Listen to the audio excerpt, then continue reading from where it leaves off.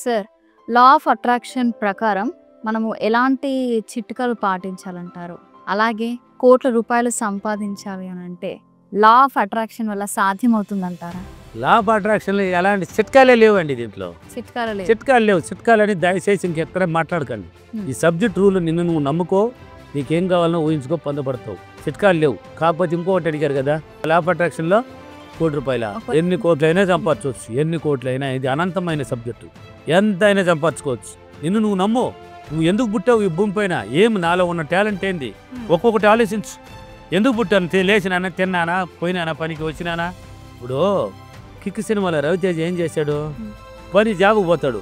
ఏంది lunch bag ఇస్తే నిద్రలేసి ready అయిపోయి లంచ్ బ్యాగ్ ఎత్తుకుని బైకులు పోయి అటు పెట్టేసి కంప్యూటర్ నొక్కేసి మళ్ళీ సాయంత్రం వచ్చి లంచ్ బ్యాగ్ అటు పెట్టేసి టీవీ లంచ్ తీసి తినేసి పడుకుంటే ఇది ఏం కిక్కే కనబడలేదు నాకు అంటాడు. జాబ్ని రిజైన్ చేస్తాడు. ఈ జాబ్ నాకు వద్దు, ఏ జాబా నాకు వద్దు, అది కిక్ కనబడలే. అది ఏంది? అది ఏం జీవితం? అది వాడి జీవితం ఎలా అనుకున్నాడు? ఏదో మజా రావాలన్నా, మజా కిక్ రావాలన్నా, ఇది కాదే. ఉన్నవాడి దగ్గర నుంచి దోసుకొచ్చి దాంట్లో రిస్క్ తీస్తాడు. రిస్క్తో తెచ్చి లేని వాళ్ళకి పంచినప్పుడు ఆ కిక్ ఏర్పడుతుంది. వాడికి ఆనందం, వాళ్ళు ఆనందపడినప్పుడు ఆ అలివలిన ఆనందాన్ని పొందుతాడు. అది కిక్కు. ఈ సబ్జెక్ట్ రూల్ కూడా ఒకటి ఉంది. నువ్వు సంపాదించుకొని నువ్వు ₹10 పెట్టుకొని ₹10 ఇతరులకు ఖర్చు పెట్టినప్పుడు దాంట్లో ఉంది కిక్కు. అదే ఆ సబ్జెక్ట్ రూల్. సైన్స్లో సినిమాలు చాలా ఉన్నాయి. అది చూసినప్పుడే అర్థమవుతుంది ఒక్కొక్కటి. కాబట్టి ఏదైనా సాధ్యం. 10 కోట్లు కాదు, 100 కోట్లైనా సంపాదించు. ఎన్ని కోట్లు, ఇది అన్లిమిటెడ్. ఇది ఈ మైండే పవర్. అందుకు ఎందుకు చెప్తున్నానంటే హైదరాబాద్ ఫీడ్బ్యాక్లో చూడండి, నా వీడియోలు చూసి ₹4,75,00,000 అప్పు ఎలా కట్టాడు. నా వీడియోలు చూసి నా క్లాస్కి రాలా. ఆయన ఆల్రెడీ పాజిటివ్ థింకింగ్ ఉంది, ఆల్రెడీ కొంచెం ఉంది ఆయన దగ్గర.